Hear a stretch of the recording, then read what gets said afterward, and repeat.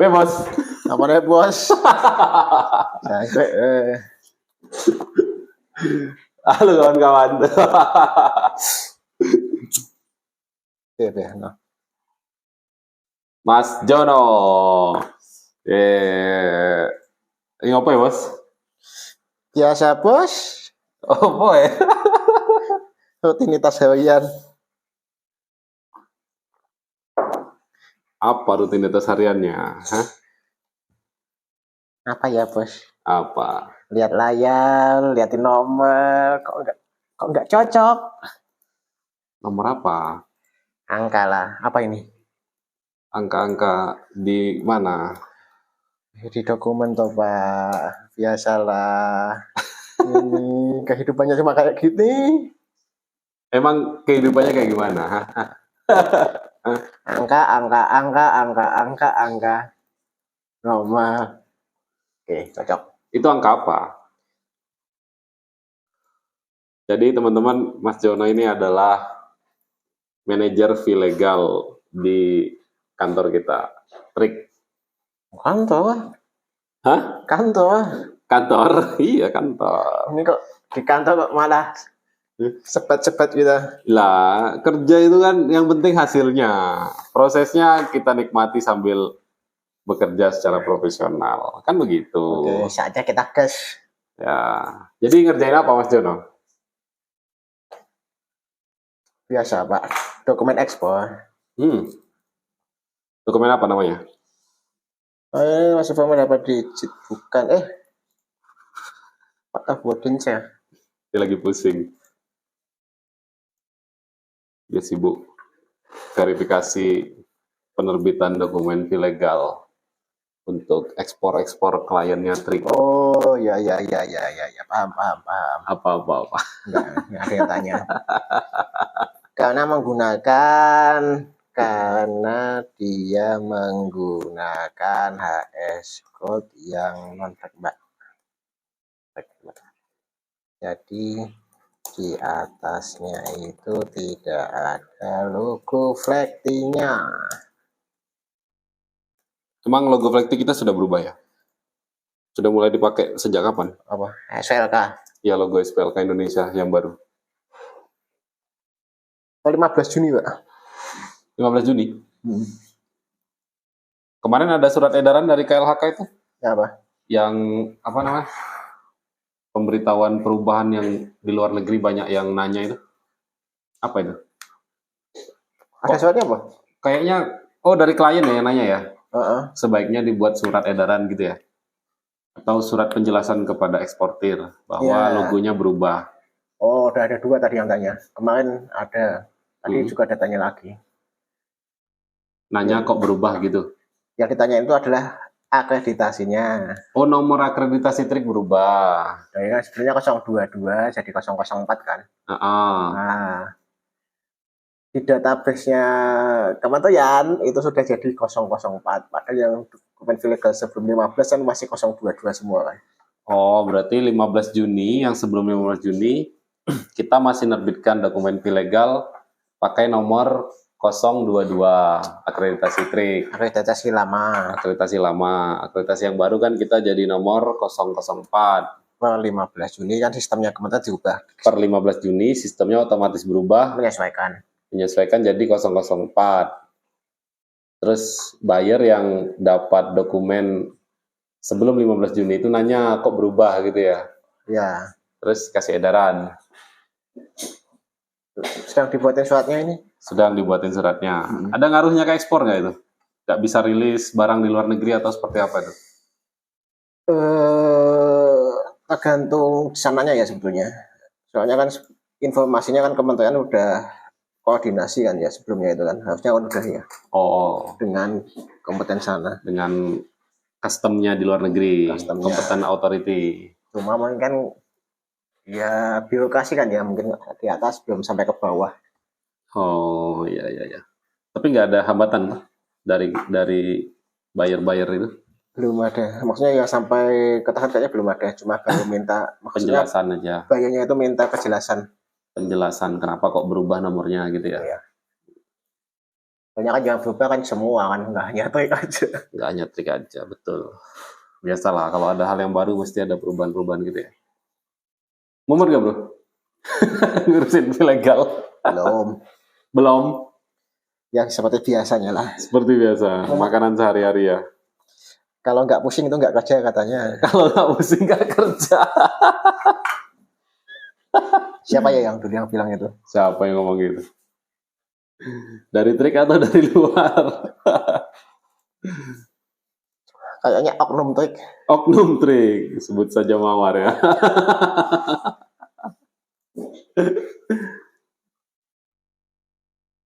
Lagi mana Pak? Sedang ngajain apa Pak kamu Pak? Saya lagi bikin laporan nih Pak. Laporan hasil audit. Banyak yang berubah ya. Banyak yang berubah. Auditornya kaget apalagi industrinya. Betul sekali. Banyak yang berubah. Iya ya. Dari verifier yang diaudit ya. Lebih detail sekarang tuh. Lebih detail. Terus ada apa namanya? Verifier baru ya terkait dengan kesetaraan gender. Kayaknya ini gitu. Dampak dari itu kayaknya. Dampak dari EUDR itu lah. Oh iya, kemarin ada yang tanya ya, terkait EUDR ya. Nanyanya apa? Regulasinya bagaimana? Aku malah belum baca ya. Menurut Mas Jono gimana tuh EUDR? Aku belum baca. Kan produk tuh kan ada 5 ya yang dari Indonesia itu yang kena regulasi EUDR itu ya. European Union Deforestation Regulation gitu ya kalau nggak salah ya. Oh kan deforestation namanya ya? Ya. Timbul ya? Deforestation. Nah, jadi kebijakan deforestasi Uni Eropa gitu ya. Kalau nggak salah diterapkan per bulan ini ya, tanggal 15 atau tanggal 13 Juni gitu. Kalau nggak salah itu produknya kayu, sawit, kopi, ya, kakao, sama apa lagi satu lagi teh atau apa gitu, aku lupa. Perkebunan juga berarti ya? Kena juga perkebunan. Nah tapi kan kalau di kayu kan nggak terlalu jadi isu ya. Karena memang kalau nggak salah, Flekti ya, Flektinya Indonesia itu yang kalau di Indonesia namanya SPLK ya. Kalau di luar negeri kan Flekti, Forest Law Enforcement Government Trade gitu ya. Itu kan sudah sign VPA dengan Uni Eropa dari tahun berapa itu ya? 2013 ya, apa nggak salah ya? Apa 2019 ya full implementasi untuk due diligence-nya kan? Jadi berapa? Udah lama ya 2017 atau 2016 gitu yang sejak furniture kena itu kan. Ya. Full kan implementasi sudah kan. Jadi kan kalau sudah due diligence gitu kan, kemudian kita juga sudah punya VPA ya. VPA itu apa? Voluntary Partnership Agreement ya dengan Uni Eropa, antara Indonesia dengan Uni Eropa. Maka kan kebijakan EUDR ini kan tidak lagi jadi masalah sebenarnya untuk produk kayu Indonesia kan. Tinggal menambahkan klausul-klausul apa yang belum terakomodir kan gitu ya. Ya bisa. Makanya ada apa namanya verifikasi yang berbasis geotagging, sama yang kedua terkait dengan kesetaraan gender itu kan kayaknya. Makanya ada revisi peraturan terkait dengan SPLK lewat SK. Oh ya, kesetaraan gender itu juga itu EUDR itu. EUDR itu kesetaraan gender, kemudian geotagging yang ditambahkan kayaknya ya. Keterlacakan yang berbasis pada geospasial itu kan. Kalau selebihnya kan sudah masuk semua dalam perjanjian-perjanjian kerjasama Indonesia dengan Uni Eropa itu kan. Yang PR-nya itu sebenarnya produk yang lain tuh selain kayu karena belum sign VPA kan. Kayak sawit, kopi, nah, kakao ya itu yang kena itu. Lagi pusing-pusingnya itu. Kayaknya boleh masuk ke Uni Eropa tapi harus lewat skema due diligence kan. Nah, itu berarti potensi. Potensi dan PR Indonesia, Pak. Potensi masalah. Potensi masalah sama. Jadi bebannya kan tambah berat kan? Ya, sebetulnya gini ya. Gimana? Kalau itu ya tinggal sudut pandangnya aja sih. Sudut pandangnya gimana? Kalau kita berkaca pada SVLK kan sebetulnya kalau itu diterapin di Uni Eropa kan berarti memang masuk ke Uni Eropa kan harus ada skema tertentu kan. Contoh yang SVLK. Indonesia kan yang satu-satunya kan ya, satu-satunya atau udah ada lainnya ya, yang pertama kali kan ya. Kayaknya yang pertama kali di dunia ya. Yang menerapkan itu kan. Berarti kan memang ada jalur hijaunya lah, ya kok jalur hijau. Ada jalur khususnya kan untuk masuk ke pasar Uni Eropa itu selain skema lain. Betul. Ya ibaratnya itu kayak jalan yang dibuat oleh pemerintah untuk memudahkan. Jadi kan kalau kita lihat kan skema SVLK itu kan itu bisa mengaku. Jadi kan kalau saat masuk ke sana ibaratnya kan dia butuh skema sertifikasi kan, FSC lah, PFC atau apalah. Ya itu ilegal itu adalah sebagai penggantinya itu kan sebetulnya. Ilegal sebagai pengganti sertifikasi yang diterima oleh negara Uni Eropa ya. Kalau kita bandingkan kan biaya untuk skema lain itu kan lebih terjangkau lah maksudnya dibandingkan skema yang lain. Sama biaya ini kan, biaya due diligence-nya itu, uji tuntasnya itu kan. Iya. Kalau tanpa SPLK kan atau kayak produk sawit ya, kemungkinan kalau diterapkan due diligence maka mereka harus melakukan audit ke suppliernya kan, sumber bahan bakunya tuh. Apalagi nanti BOD-nya kalau nggak ada, misalnya Indonesia nggak punya, nanti BOD-nya yang bisa dari luar negeri itu biayanya juga lebih tinggi juga kan. Apanya? BOD. BOD itu apa? Lembaga maksudnya. Apa namanya kok BOD itu? Ini apa namanya? Audit. Oh, bukan BOD, Pak. Apa namanya? Apa namanya ya? Kalau lembaga sertifikasi itu namanya CB. CB. Biaya CB lebih mahal. Ya, gitu ya. Karena yang diakui oleh Uni Eropa itu adalah CB-CB yang terakreditasi internasional. Iya, betul, Pak. Gitu. Karena memang belum ada due diligence-nya ya. Beruntung dong orang kayu di Indonesia. Ya, alhamdulillah. Soalnya kan kemarin aku juga baru juga itu kan ketika ada ekspor ya kan, ada ekspor itu. Kalau SPLK dicabut gimana? Nanti kami harus gimana skemanya? Masa harus FSC kan biayanya lebih tinggi lagi kan? Tapi FSC diterima ya di Eropa diterima, ya? Kan? Ya kan berlaku internasional FSC. Nggak hanya internasional, misalnya kan tujuan Uni Eropa, tujuan Uni Eropa. Selain Uni Eropa ya kan misalnya. Kadang-kadang udah punya skema kelestarian SPLK itu juga udah bisa menggantikan FSC-nya, mengganti FSC-nya. Ya harapannya sih kayak gitu sih.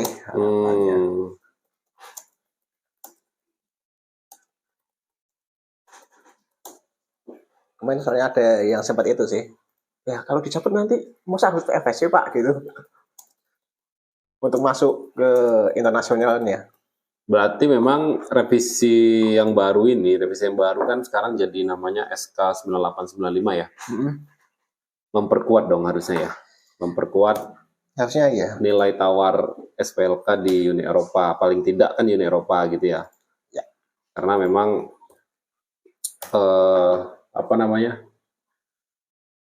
sekarang negara yang sedang membatasi produk-produk yang diduga berasal dari kegiatan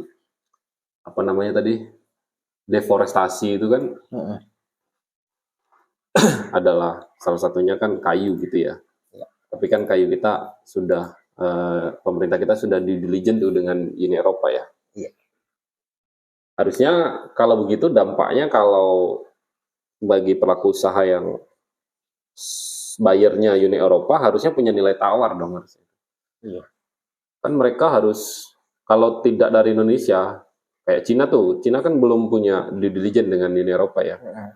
Kalau mereka harus melakukan due diligence kan harusnya biayanya lebih mahal kan, biaya barangnya ke bayarnya gitu kan.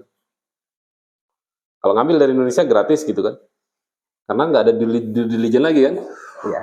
Idealnya ya, kalau nilai jualnya dinaikkan misalnya 30-40% aja, mungkin masih oke ya. Cuma nggak tahu, tinggal gimana daya beli di Uni Eropanya. Kan Uni Eropa nerapin pembatasan ekspor daya belinya turun juga sama aja dengan enggak kan. Iya. Sedang di pembatasan juga katanya. Iya ya.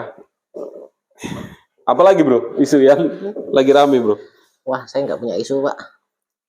Lah kalau transisinya sendiri dari eksportir bikin pusing nggak? Yang banyak ditanyakan itu pertama itu adalah itu yang tadi akreditasinya. Perubahan nomor akreditasi. Kedua adalah logonya kan. Oh ya, logo berubah. Indonesia Legal pun jadi SVLK Indonesia. Sudah full implementasi ya itu ya? Sudah. Oke. Terus sertifikat dirubah juga kan? Sertifikat harusnya berubah, tetapi kan mungkin mengikuti pas penilikan kan. Pas penilikan audit, oke. Yang masa berlaku? Enggak, bukan. Satunya logo itu kan di bawahnya itu loh. Nama yang tercantum, nama apa ya? Oh, nomor yang tercantum, nomor sertifikat yang tercantum itu ngikutin registrasinya KLHK ya? Iya, jadi ada 2 nomor akhirnya sekarang. Berarti nomor dari triknya, nomor klien dari trik, kemudian nomor registrasi sertifikat dari KLHK. Ya. Oh. Bedanya kalau yang ilegal masih ngikutin nomor sertifikat masing-masing lembaga kan, masih ya nomor sertifikatnya baik. Kalau ilegal, tapi kalau yang ditempel logonya itu ngikutin yang dari kementerian. Logo produk itu ngikutin nomor registrasi sertifikat dari KLHK. Ya. Beda ya berarti ya? Iya, jadi ada 2 nomor. Ada 2 nomor ya. Tapi kertasnya masih sama, ilegal itu? Ilegal sama. Beda kan, logonya beda kok. Ya, tapi jumlah halamannya masih sama? Masih. Regulasinya nggak banyak berubah, cuma kertasnya aja sih. Sama, ada tulisan legal itu yang sekarang. Yang masih bingung itu yang nomor di bawah logonya itu. Nomor di bawah logo. SVLK Indonesia yang ditempel di produk, nota, dan lain-lain itu. Terus gimana mereka, klien-klien itu dapatnya dari mana informasi itu Pak? Kita yang ngasih? Harusnya kita ngasih. Tapi? Kok tapi? Ya harusnya kok ketemu tadi, tapi iya. Ada apa? Kita kan harusnya kita naik data dari kementerian. Dikasih, lalu ditambahin kotak sublisensi, jadi harus ada kotak sublisensinya dulu. Oke, berarti nomor itu kita ambil dari websitenya kementerian, kemudian dimasukkan ke dalam kontrak sublisensi ilegal. Sublisensi SVLK, beda Pak. Konteks ilegal. Oh, sublisensi SVLK. Oke. Kalau ilegal lain lagi ya sublisensinya ya? Ada 2 kegiatan ya? Kan ada 2 kontrak kan? Iya. Penerbitan, untuk penerbitan sama yang penggunaan kan? Tapi nggak ada masalah kan kalau di websitenya KLHK? Lihatnya di mana sih bro? Websitenya harus masuk ke sistemnya itu. Liu ya? Oh. Makanya sebelum 15 Juni kemarin di-generate kan, yang aku ke Jakarta itu kemarin. Tapi nggak ada masalah ya di website itu ya? Kayaknya ya harus dicari satu-satu ya, soalnya kan memang satu eksportir itu harus punya satu sendiri-sendiri. Kayak NIB gitu ya? Oh. Kalau dulu kan yang kelompok cuma satu aja. Oh iya benar, kalau kelompok gimana tuh? Ya dapat nomor satu-satu sendiri-sendiri. Dapat nomor dari KLHK satu-satu, masing-masing unit usaha berarti ya? Iya. Misalnya anggotanya dulu 5. Lalu kan dia biasanya pakai nomor sertifikat kelompok kan. Jadi nomornya sama. Iya betul, nomor sertifikatnya sama. Kalau logo yang ditempel itu nanti beda-beda. Jadi si anggota 1 dapat nomor 11 misalnya, bisa aja anggota 2 nomor 20 kayak gini. Oh. Soalnya nomornya itu seluruh Indonesia. Jadi nomornya juga nggak urut ya? Per unit, per lembaga sertifikasi ya? Pokoknya main duluan, masuk sistem, dapat nomor gitu ya? Iya. Oh gitu. Ya cepet-cepetan inputin. Kalau pas sedang slow misalnya input 5 nggak ada yang dulu ya bisa aja berurutan. Tapi pas waktu ngajain ada lembaga lain yang input juga bisa aja kelewatan akhirnya. Berarti kita kalau trik misalnya ya, selesai kita audit gitu ya. Kemudian proses pengambilan keputusan, terbit sertifikat dari trik. Terus admin langsung entry data di sistem. Baru dapat nomor sertifikat dari KLHK-nya, nomor registrasi sertifikatnya. Nomor unit manajemen, beda nomor unit manajemen. Itu setelah audit selesai berarti, setelah terbit sertifikat. Setelah terbit. Oh. Atau bareng dengan publikasi? Publikasi apa? Hasil ya? Hasil audit kan ada kita publikasi di websitenya KLHK juga. Kalau adminnya ngerjainnya berbarengan bisa aja. Oh, oke. Kalau adminnya ngerjainnya siapa tahu publikasi dulu lah nanti. Tapi di resume hasil audit nggak dipaparkan ya nomornya ya? Karena dapatnya setelah. Setelah kan? Kalau resume kan sebelum kan? Iya. Terus kalau orang mau mantau gitu gimana ya? Dari mana dapat nomornya?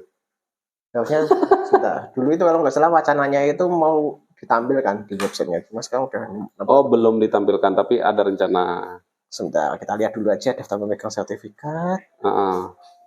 Aku ya belum lihat loh. Belum ya? Nggak muncul di sini. Belum muncul kan? Baru nomor sertifikat dari lembaga sertifikasinya yang nomor. Oke. Menarik sih.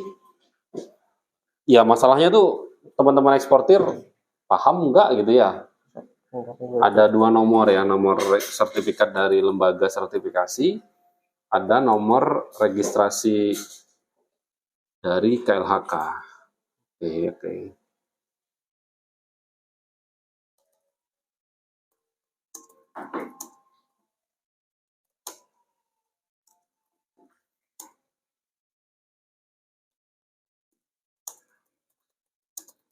Kalau untuk auditnya, Bro, apa yang beda? Itu mungkin tanya pada Bapak sendiri aja, saya belum audit pakai setengah. Belum pernah audit, pakai standar yang baru. Saya juga baru ini, Pak, baru pertama kali nih.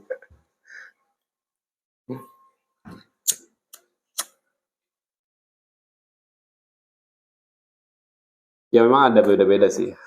Karena kan sebenarnya peraturan itu kan turunan dari Permen LHK nomor 8 itu kan. Nah, kalau aku lihat sih dari izinnya itu dibuat jadi compact. Kan compact itu bukan masalah dikurangi atau enggak ya. Ya. Tapi dibuat padat. Dulu ada, kalau dulu file apa namanya, akte dulu ada akte. SIUP, TDP dan lain-lain kan ada dulu ya. Sekarang kan digabung jadi satu kan akte jadi di NIB. Tapi kan norma, tetapi kan akte tetap harus ada kan. Ya betul. Jadi dibuat kok kayak dipadatkan kayak gitu. Jadi auditornya harus pintar-pintar ngecek verifier ya. Kadang di satu verifier itu ada beberapa dokumen yang terkait gitu ya. Iya. Kayak verifier yang legalitas NIB itu kan akte juga diminta sebenarnya. Selain NIB. Tapi ada juga yang nambah itu kayaknya di prinsip 2 itu. Ya memang banyaknya nambah. Yang dikurangi apa enggak ada kayaknya. Nggak ada yang dikurangi ya? Ekspor nggak ada ya? Ekspor dipadatkan. Beberapa dipadatkan. Ditambah kan? Nggak dipadatkan kan? Sudah dari standar yang sebelumnya kan malah nambah kan? Pas staffing. Bro, kita tuh ketemu tuh kapan ya pertama kali ya? Sejak kuliah atau? Kalau ketemu pertama kali ya kuliah, tapi nggak ingat ya aku. Nggak ingat, aku juga ingat Kak, soalnya. Kan dirimu 1 tahun di atasku kan kuliah. Atau angkatan 2006 ya, aku 2007. Saya waktu itu masih introvert. Sampai sekarang kayaknya masih introvert. Oh iya loh. Berarti intens kita waktu di Skopindo ya? Waktu di sini loh. Di sini ya? Di Skopindo aja kita beda pulau kok. Beda pulau ya. Tapi sejak dirimu masuk trik ya? Ketemunya. Itu pun jarang bareng kan? Kayaknya kita ngaudit nggak pernah bareng deh. Enggak, satu tim belum pernah seumur-umur. Dulu masuk trik gara-gara siapa? Ya, ini ada kan? Ada Bu Ayu. Siapa dulu yang ngasih tahu? Bu Ayu, Pak Hendi, siapa lagi? Pak Hendi sama Bu Ayu ya. John, pengen kerja di Jogja nggak gitu kali ya? Enggak, apa? Saya yang nawarin dulu. Oh, ada kerjaan di Jogja apa enggak gitu? Saya mau habis nih, ada kosongan enggak? Oh, oke. Waktu itu masih di kantor Seturan apa udah di sini? Seturan kan? Masih di Seturan. Tahun berapa tuh? 16 atau 15 ya? 16 ya. Dirimu tuh masuk Skopindo tuh 2013 ya? Iya, 3 tahun kan. 2015 lah. 13. Perpanjangan setahun ya? Setahun. Oh, 2016 berarti ya. 2016 dia trik baru 1 tahun lah. Paling kliennya belum nyampe 100 ya? Belum. Masih awal-awal kan itu kayaknya.